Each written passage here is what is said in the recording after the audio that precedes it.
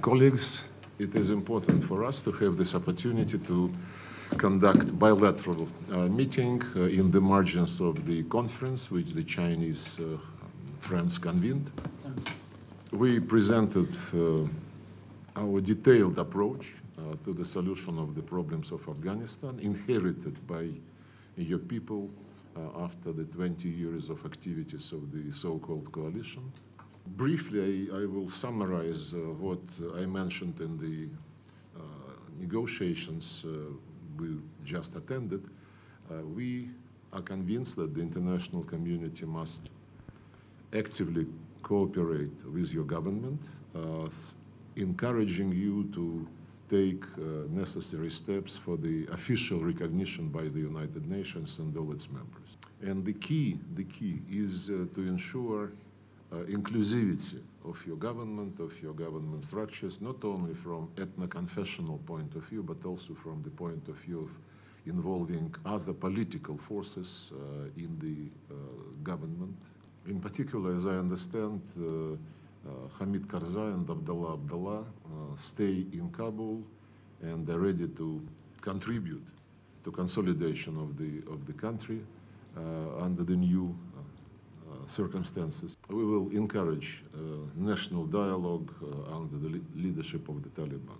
And of course, humanitarian assistance is the priority at this stage, and the international community must actively participate in those efforts. When we met in Moscow last fall, in the Moscow format, we have issued the appeal, the call upon the international community and the United Nations to convene a conference on humanitarian assistance, on urgent humanitarian assistance to Afghanistan.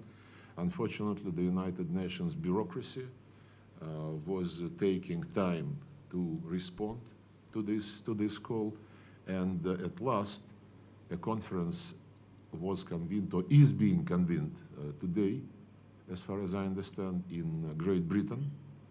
And we have reasons to believe that it is not by incident that they did it on the same day as we assembled in China. We have reasons to suspect that it was done on purpose, just to counter the conference against our meeting today. As we say, better later than never. And from this point of view, this effort by the international community on the humanitarian front must be encouraged.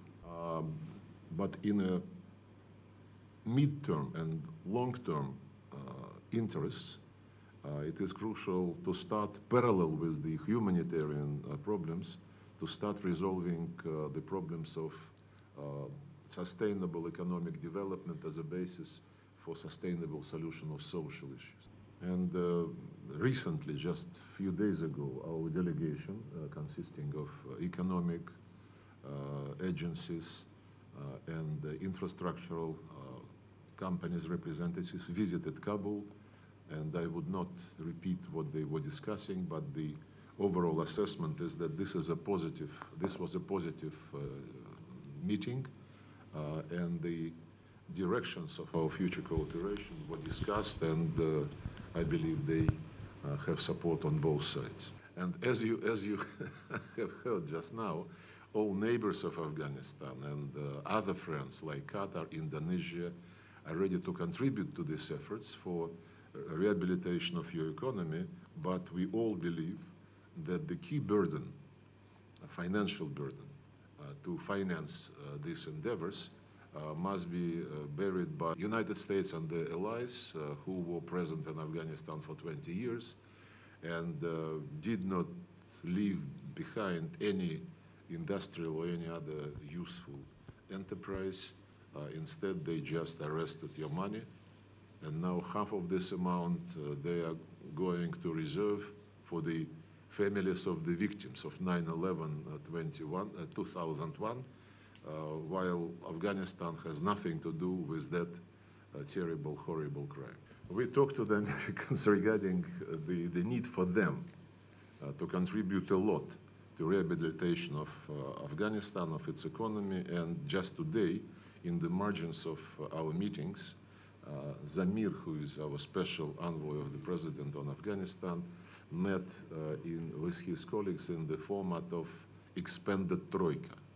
Russia, China, the United States, plus Pakistan, and of course we keep this format open for Iranian colleagues.